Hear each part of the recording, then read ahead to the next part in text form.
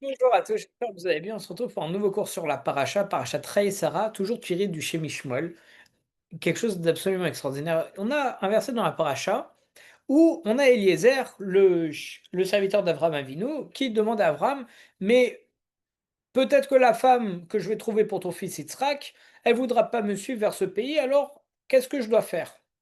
Et en réalité, il nous fait remarquer le Shem Mishmuel que tout le 24e chapitre de Bereshit, celui qu'on va lire cette semaine dans la paracha, il contient plus de 60 versets et dedans on a l'impression qu'il y a pas mal de redondances et tous ces versets, c'est pourquoi? C'est pour une seule chose, pour parler de la recherche d'une épouse pour Yitzhak. 60 versets, plus de 60 versets juste par rapport à ça. Alors qu'on sait que la Torah est censée être très concise. Et en plus de ça, toutes les circonstances autour de ce Shidour, elles sont très inhabituelles parce que c'est très important pour Avram de trouver une bonne femme pour son fils. Et pourtant, alors que c'est si important, il délègue ça à son serviteur au lieu de le faire lui-même. Et même lorsque Eliezer après il va rencontrer Rivka, pour qu'il la rencontre, alors ça aussi, c'est pas naturel. Il va falloir qu'il fasse des prières, il va supplier à Kadosh Baruch Hu, il va demander des signes du ciel pour vérifier si c'est la bonne, des miracles, etc.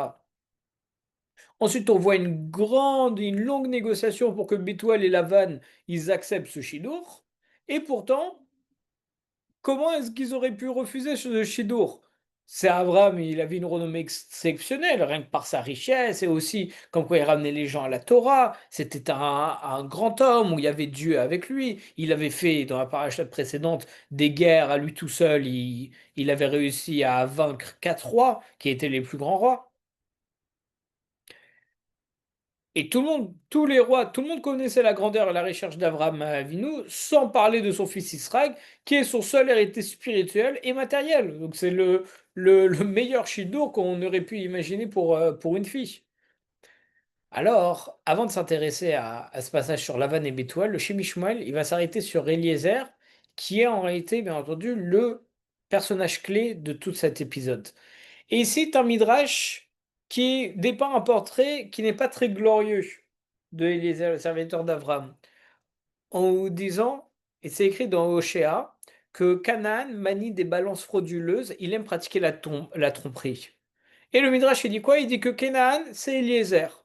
Il avait en main une balance frauduleuse parce qu'il évaluait si sa fille, elle était méritante ou non d'épouser Israël. Parce qu'en fait, il voulait marier sa propre fille à Yitzhak. Et il a dit, peut-être, Élie, elle va pas venir et je lui donnerai ma fille. Donc peut-être il a dit Eli, peut-être que je vais pas trouver de fille pour mon maître et donc je vais pouvoir lui donner la mienne. Et Abraham, il lui a dit, tu es maudit alors que mon fils il est béni et le maudit ne peut pas s'unir au béni. Donc ne pense même pas au fait de donner ta fille à mon fils. Nous on est béni, toi t'es maudit, laisse tomber. Impressionnant quand même. Et pourtant, c'est le serviteur d'Abraham. Abraham, il lui confie à lui cette mission. Alors que le Midrash il vient nous rapporter des propos comme quoi Eliezer, c'était pas très glorieux. Chas de Shalom. En réalité, Eliezer, il avait donc une fille et il souhaitait la marier à Yitzhak. Et le Midrash rapporté par Rashi, il fait remarquer que le mot Oulai, qu'il a utilisé, ça veut dire peut-être, et il est écrit sans vav. C'est pour ça que je l'ai mal lu, je l'ai lié Eli, mais c'est Elai. Donc en fait, c'est Oulai, mais sans le vav, ce qui donne Elai, ce qui veut dire vers moi. Donc en fait, quand il a dit peut-être que je vais pas trouver de fille, en fait, ce qu'il voulait dire, c'est vers moi, il y a une fille qui va pouvoir aller vers Yitzhak en parlant de sa fille. Et donc Eliezer, il espérait qu'Abraham il se tourne vers lui pour lui demander sa fille pour Yitzhak. Donc c'est pour ça qu'il a fait une petite, au lieu de dire Oulai, il a dit Elai. Comme ça, c'est une petite, elle s'est glissée sous la table comme ça. Et il espérait qu'Abraham il lui dise, bah, tu sais quoi, t'as une fille, viens, on les marie ensemble. C'est intéressant de noter que le mot Oulai, il est écrit avec un vav, alors pardon, c'est écrit avec un vav lorsque Eliezer il s'adresse à Abraham, c'est bien écrit dans le verset 5 avec un vav. Et c'est que lorsqu'il rappelle les faits à Lavan et à Bethuel dans le verset 39 que le mot Oulai il est écrit sans vav, comme si on devait attendre ce moment pour qu'il considère cette proposition comme envisageable. C'est-à-dire que quand il a parlé à Abraham, il a dit Oulai avec vav, ça veut dire peut-être que je ne vais pas trouver de fille, donc comment je vais faire? Très bien. C'est que bien après, lorsqu'il va parler avec Lavan et Bethuel, il va cette fois dire Elai pour dire peut-être ma fille c'est mieux. Mais non, mais justement, il faut dire ça au début. Maintenant, tu as peut-être trouvé la fille, t'as trouvé Rivka. Pourquoi est-ce que tu vas, tu, pourquoi est-ce que maintenant tu espères que il va. Bon, on va revenir un peu plus tard sur ce point, mais en tout cas, une chose est sûre, c'est que la réponse que lui a donnée Abraham, elle est cinglante. Il lui dit, moi, je suis béni avec mon fils, toi, tu es maudit, alors tu pourras jamais avoir mon fils. Et on est surpris du choix d'Abraham, parce que Eliezer, là, on est en train de dire que c'est quelqu'un c'est un escroc, il maniait les balances frauduleuses et il aimait la tromperie, comme on a dit dans le Midrash, comme de Hoshea. Pour... Et pourtant, il y a beaucoup de sources derrière qui montrent qu'Eliezer, c'est un homme intègre et d'une grandeur extraordinaire. Et lorsqu'Abraham il parle d'Eliezer, dans Bereshit, dans le Chumash directement, il définit comme l'intendant de sa maison, celui qui assure toute la parnassa, la subsistance de sa maison, et il appelle l'homme de Damasek.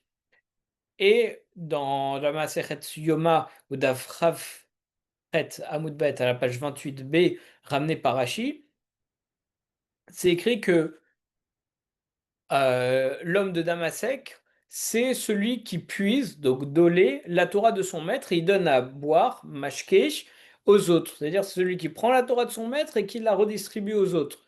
Et il y a même un autre midrash dans Bereshit Rabbah, 59.8, qui explique qu'il dominait son Yetzer Hara à l'image de son maître Abraham. Et en plus de ça, son nom, il n'apparaît jamais dans cette mission. À chaque fois qu'il fait toute cette mission pour aller trouver Rivka, on l'appelle le serviteur. Pourquoi? Parce que c'est le prolongement d'Abraham. Ça veut dire, il dit même pas c'est moi Eliezer. Non, je suis le serviteur. C'est juste le prolongement d'Abraham. Il y a aussi d'autres choses en réalité qui montrent que Eliezer était extraordinaire. Quand on dit qu'Abraham il allait faire la guerre contre les rois, alors on dit qu'il était accompagné de 318 guerriers. Mais en réalité, Rachid nous dit que 318, c'est la guématria de Eliezer. Donc il n'y avait que Eliezer et c'est avec Eliezer qu'il a fait la guerre. Bon, il y a encore pas mal de choses comme ça qui prouvent que Eliezer c'était un très grand homme. Donc la question évidente, c'est comment est-ce qu'on concilie ces deux sources qui sont contradictoires? Est-ce que Eliezer, c'est le roi de l'arnaque et le meilleur des escrocs, ou bien c'est le digne élève d'Abraham? Est-ce que c'est quelqu'un de perfide et tricheur, ou bien un homme intègre et dévoué? Alors le Shemishmuel, il entame sa réponse en s'appuyant sur un commentaire de son père, le Avnei Nezer, par rapport à la rencontre entre Yehuda et Yosef. Alors Yosef, alors qu'il était le vice-roi d'Égypte, il voulait retenir comme on sait Binyamin qui était accusé de vol, mais Yehuda il s'est opposé, il s'est engagé auprès de son père à ramener Binyamin au prix de sa vie et même en cas de force majeure. Et le Avnénézer il pose une question dessus. Il dit pourquoi est-ce que Yehuda il s'est porté garant même en cas de force majeure? Qu'il fasse le maximum. Mais pourquoi te demander l'impossible? En cas de force majeure et tout. Il dit non, je t'assure que quoi qu'il se passe, je vais tout faire pour ramener ton fils. Pourquoi est-ce qu'il dit même en cas de force majeure? Parce qu'en cas de force majeure, ça peut être l'impossible. Et donc, il y a le proverbe qui nous dit, à l'impossible, nul n'est tenu. Et t'es pas tenu de faire l'impossible. L'impossible, t'es pas censé pouvoir le faire. Donc à partir du moment où c'est pas entre nos mains, pourquoi est-ce que il doit perdre ce monde-ci, le monde futur, parce qu'il a dit à son père, si je te le ramène pas, que j'ai ni le Olam Hazé, ni le Olam Haba, et je suis prêt à faire l'impossible. Non, impossible, c'est que littéralement tu peux pas le faire.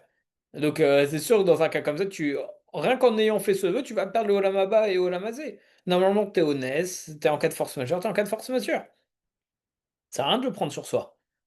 L'Avnéganézer, il répond que un homme, en réalité, il a en lui des forces qu'il soupçonne pas. Et qu'il est parfois d'accomplir des choses qu'il pensait irréalisables. Et donc, en se portant garant, même en cas de force majeure, il s'imposait d'aller puiser dans ces forces-là pour réussir à, en cas de vrai problème, aller chercher et ramener son frère. Et on peut appliquer cette même analyse à Eliezer. Eliezer, il savait que l'homme possède en lui ces forces qui lui permettent de faire encore plus qu'il ne pense, mais craignait de ne pas puiser en elle et de se contenter du minimum légal et d'espérer inconsciemment ou non que la mission, elle échoue pour qu'il puisse donner sa fille à Yitzhak. Et d'ailleurs, c'est pas un hasard s'il avait une fille. C'était justement pour qu'il se dise, si la jeune fille, elle veut pas me suivre, peut-être qu'Abraham, il voudra prendre ma fille pour Yitzhak. Et d'ailleurs, dans le verset juste après, Abraham il dit clairement, si cette femme ne consente pas à te suivre, alors tu seras dégagé du serment que je viens de t'imposer d'aller chercher une fille. Et donc, Eliezer, il était intéressé à ce que la mission elle échoue. Parce que dans ce cas-là, il pourrait marier sa fille. Donc il aurait pu être tenté de ne pas faire l'impossible et personne ne lui en aurait fait le reproche. Mais Eliezer, c'est là où c'est une grande personne, il voulait pas avoir cette mentalité, il voulait pas avoir cette attitude. Et c'est pour ça qu'il a prié, qu'il a supplié à Kadosh Baruch Hu de lui désigner sans équivoque la future épouse de Yitzhak. Comme ça, même si Abraham il avait déjà prié pour que sa mission elle réussisse, alors Eliezer lui priait pour pas être tenté d'en faire le minimum et de vouloir la faire rater. Et c'est comme ça qu'il était à l'image des hommes pieux et intègres qui craignent que l'intérêt justement personnel, ça va les aveugler lorsqu'on se dit qu'on peut pas en faire plus, alors qu'en réalité on a toutes les ressources dont on a besoin pour même faire au-dessus de ce qui est possible. Et Eliezer, il prie, il supplie, il demande à Kadosh Baruch Hu de réaliser des miracles pour que sa maison et sa mission elle aboutisse et pas pour qu'il la fasse sauter de lui-même.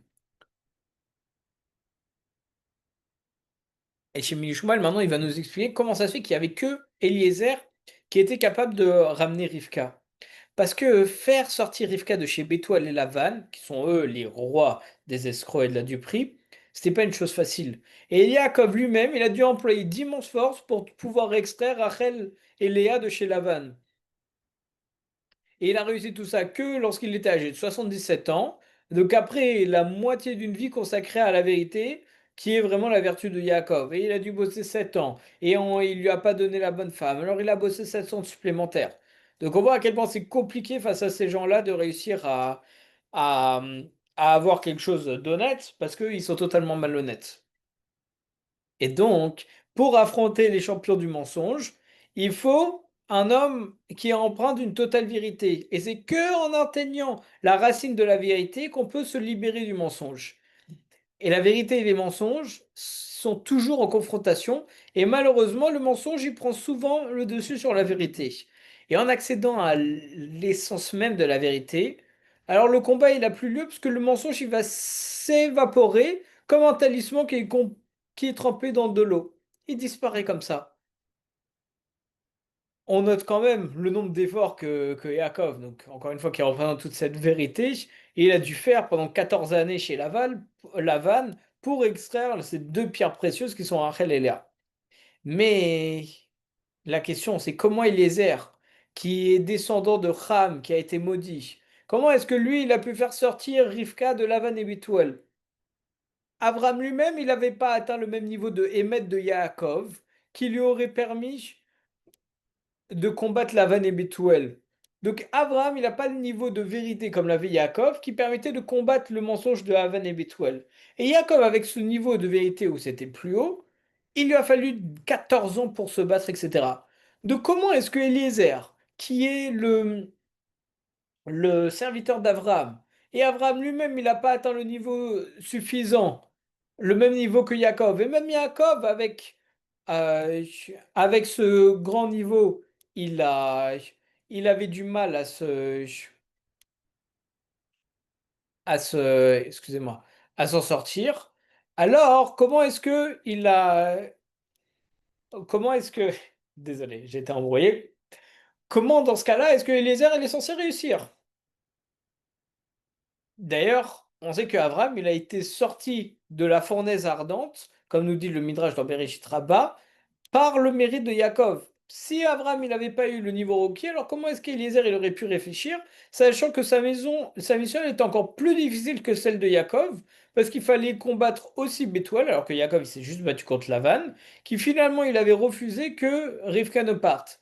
Et c'est évident que les bonnes actions d'Eliezer, elles pesaient pas lourd dans la balance dans ce combat, et donc il aurait eu beaucoup de mal à se battre contre ces deux maîtres du mensonge.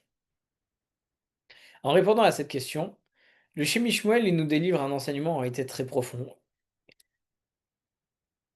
Les mots du Shemi Shmuel sont tels que il existe des niveaux très élevés, tellement hauts, que même l'accomplissement des bonnes actions ne permet pas à l'homme d'atteindre ces niveaux. La seule façon d'y parvenir est d'être confronté à une situation totalement opposée et de la surmonter en l'évitant. On prend l'exemple du chesed, la générosité. Il y a deux chemins pour atteindre le chesed dans sa forme la plus pure, la plus élevée. soit en multipliant, en améliorant les actes de générosité, mais parfois ça suffit pas parce qu'il faut vraiment être un Avram pour y arriver. On peut alors utiliser un autre chemin. Il faut être confronté à ce qui est diamétralement opposé de la générosité, l'avarice, l'égoïsme, dans sa forme la plus extrême, et et en étant attiré, profondément attiré, et en n'y succombant pas, alors c'est là où on va pouvoir atteindre un niveau dans cette qualité extraordinaire. Et c'est exactement ce raisonnement qu'on va appliquer à Eliezer. Abraham, il savait que pour extraire le diamant qui est Rivka de la forteresse du mensonge de chez Lavan et Bethuel, alors il fallait qu'il soit à l'image de son petit-fils Yaakov et qu'il ait atteint la perfection dans la dimension du Hémet. Et donc Yaakov, qui lui, il est parvenu au plus haut niveau de Hémet en développant tout au long de sa vie cette dimension, il a réussi à extraire les dieux d'amant qui sont Rachel et Léa, et aussi bien entendu Bila et Zilpa qui allent avec. Mais Abraham, il savait que son combat, il était voué à l'échec parce qu'il n'avait pas les qualités de Yaakov. Alors, fallait utiliser le deuxième chemin pour pouvoir libérer Rivka. Il fallait que le combat contre Lavan et Bethuel il soit mené par un confrère à eux, quelqu'un qui est aussi dans le mensonge, quelqu'un qui est aussi dans la tromperie, un homme qui a ça dans les gènes et qui justement va se rapprocher de ça et qui va être tenté de faire la tromperie, mais qui finalement, il va réussir à prendre sur soi et face à la grosse tromperie et face à ses désirs d'aller vers la tromperie, en faisant semblant que ça n'a pas marché pour avoir Rivka, etc., alors prendre sur soi et réussir à surmonter son Yetzer Hara dessus. Et c'est qui la seule personne capable de faire ça? C'est Eliezer. Et maintenant, on arrive à mieux comprendre le Midrash et à concilier les différentes sources. Alors oui, Eliezer, c'est un descendant de Canaan. Il a en lui la gêne de la tromperie, excusez-moi, les balances frauduleuses, et la tentation de vouloir duper les autres, c'est très fort chez lui. Et Hachem, il lui a donné une fille pour qu'il soit justement consacré et confronté à cette tentation et qu'il souhaite la marier à Yitzhak. Et cette idée, elle lui traverse l'esprit, même si elle lui semble incongrue, parce que c'est un descendant de Canaan. Et en plus de ça, Abraham il le rappelle, lui dit, t'as un descendant de Kénan qui a été maudit et ta fille peut pas s'unir à mon fils. Donc Eliezer, il a vraiment tout en main pour vouloir faire de la tromperie, parce que c'est dans ses gènes, parce qu'il descend de Kénan, parce qu'il a une fille, parce que normalement avec sa fille ça peut pas marcher. Donc il a tout qui l'attire à vouloir faire une escroquerie pour que le Shidour fonctionne avec sa fille. Mais qu'est-ce qu'il va faire? Il va se résigner à ce Yetzer Hara, et il va partir chercher une épouse pour Yitzhak. Il va prier à Kadosh Baruch Hu de l'aider à trouver rapidement et sans équivoque cette femme, parce qu'il sait que la tentation de proposer sa fille, elle est toujours présente à cause de sa nature, parce qu'il veut pour sa fille, mais aussi parce qu'il veut faire de l'escroquerie. Et par là, il nous montre que c'est grâce à la prière, et il n'y a que la prière, c'est le seul moyen de pouvoir dépasser sa nature. C'est que en priant. Et Hachem, il accède à ses supplications, il lui révèle que c'est Rivka qui est destinée à son maître. Et quand il arrive chez Lavan et Bethuel, la tentation de ne pas ramener Rivka, et plutôt dire ah bah finalement ça marche pas parce que c'est deux grands escrocs, alors ce Yetzer Hara, il revient. Il dit au regard de son frère et de son père, qui sont les rois de la tromperie, en quoi cette fille, elle est plus méritante que la mienne? Ce qui est en train de se dire, c'est son Yitzhak qui est en train de lui parler. Il dit, nous, regarde, tu vas sur... C'est cette fille-là pour Yitzhak, mais attends, son père et son frère, c'est des plus grands escrocs. D'où cette fille, elle va être bien pour Yitzhak. Et donc, il aurait pu accepter le refus de Lavan et Bethuel quand au début ils ont dit non. Et il aurait laissé partir Rivka et il aurait proposé plutôt sa fille à Avram. Parce qu'il va dire à Avram, mais quand même, j'ai trouvé une fille, mais bon, c'est des escrocs dans sa famille, donc laisse tomber. Du coup, j'ai pas trouvé de femme. Du coup, bah, tu m'as dit que tu allais me retirer mon serment parce qu'ils ont refusé. Et donc, prends ma fille. En réalité, non. Il a poursuivi sa mission avec une abnégation et un dévouement exceptionnels. Et c'est cette attitude qui va lui permettre de changer son statut de maudit en béni, parce que Lavan, par la suite, il va l'appeler béni. Et à cet instant, il aurait pu se dire, maintenant que je suis plus maudit, alors Yitzhak, qui peut épouser ma fille. Bah oui, maintenant que j'ai surmonté mon Sahara et tout, bah du coup, je suis devenu béni. Lavan, il m'a dit que je suis béni. Bah si je suis béni. Ma fille, elle peut épouser Yitzhak parce que Avram il m'a dit qu'elle pouvait pas l'épouser parce qu'on était maudits. Et c'est pour ça qu'à ce moment-là, lorsqu'il a parlé avec Bethuel et Lavan, là, cette fois, il a dit Elai au lieu de dire Oulai. Il a retiré le Vav. Pourquoi? Parce que c'est là où il se dit ah, attends, maintenant je suis légitime de pouvoir marier ma fille à celle au fils d'Avram. Donc, euh, peut-être qu'il peut toujours se marier avec nous. Donc on voit que c'est son Yetzerara qui revient. Eh ben non. Quand même, il a continué de bosser sur son Yetzirah, il a encore repoussé son Yetzirah parce qu'il a bien pris Rivka pour la ramener à son maître.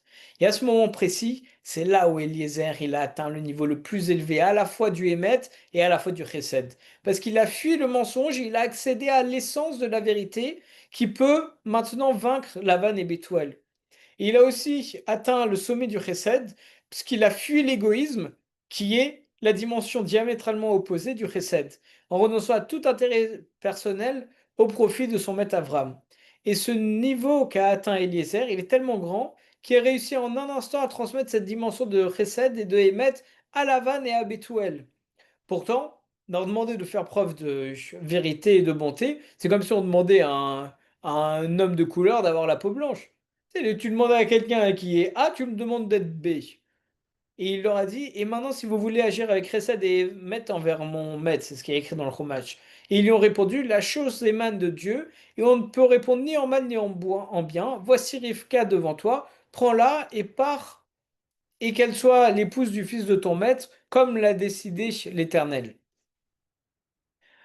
Et donc alors que les rois du monde, ils se seraient disputés pour pouvoir donner leur fille à Yitzhak, Eliezer y rentre dans une longue négociation pour pousser Lavan et Bethuel à laisser partir Rivka, parce que l'enjeu il est de taille.